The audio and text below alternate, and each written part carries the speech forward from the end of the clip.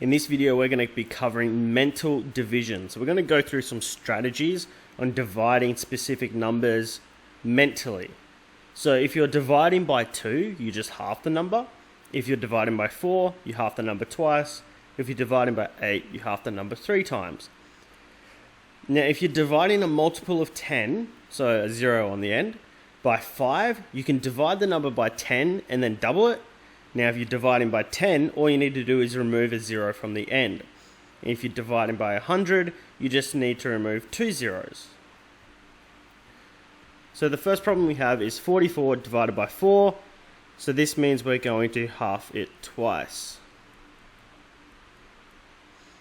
So if we go from 44 and we half it, we get 22, and then we half it again, and we get 11. So 44 divided by 4 is 11.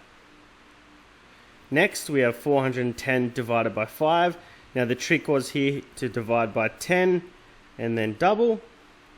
Now remember, if you're dividing by 10, you're just removing a 0.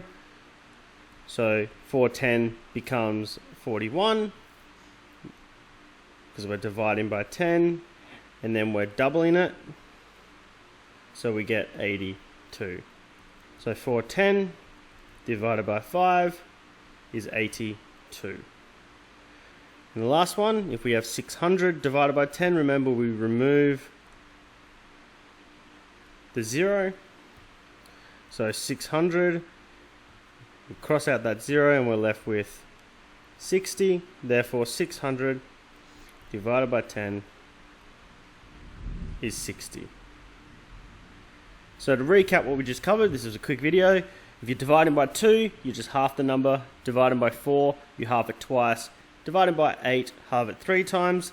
Now when you're dividing a multiple of 10, if you're dividing it by 5, you divide it by 10 first and then double that number.